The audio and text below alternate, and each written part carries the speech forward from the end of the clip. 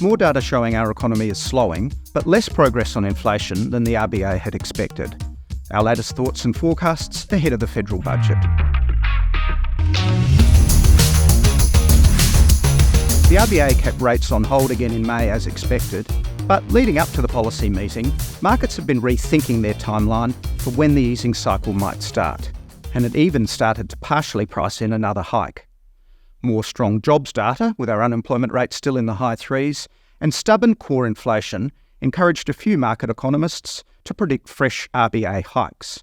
But much weaker retail sales numbers were a reminder that households are doing it tough and are cutting back on discretionary spending.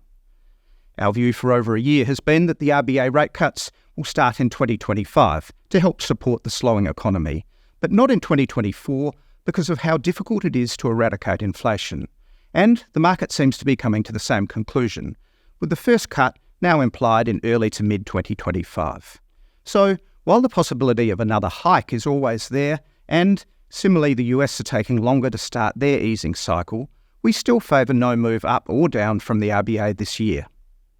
The turning point between tightening and easing cycles is always the toughest in which to forecast for economists and for central banks, as the timing of the first cut is at the mercy of the data, and economic data in this period is generally all over the shop. But we're still expecting very slow economic growth and domestic demand ahead, with the main bright spots from international tourists and students, but strong public investment. Headline CPI fell to 3.6% in the latest numbers for the first quarter, but the core read was 0.2% higher than hoped at 4%, with rents and services inflation remaining the problem. Goods inflation continues to moderate, although even it might be challenged by higher energy prices and geopolitical strains. And the latest RBA statement on monetary policy now forecasts core inflation to still be well above target at year end. Still, base effects should start to help by early next year. European rate cuts are already underway, with the Swedish Central Bank cutting rates overnight and the European Central Bank expected to do the same next month, ahead of the Bank of England. The US Federal Reserve are now favoured to start cutting rates around September.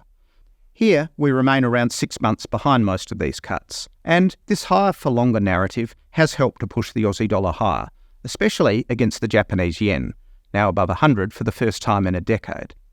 The Aussie's been gaining on most of the cross rates, but against the US dollar, it will be a tougher climb, likely to be influenced by interest rate differentials, commodity prices, and the November presidential election.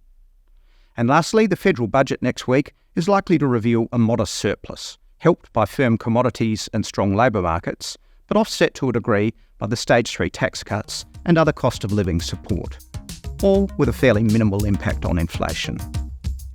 And that's the market update from Bendigo Bank.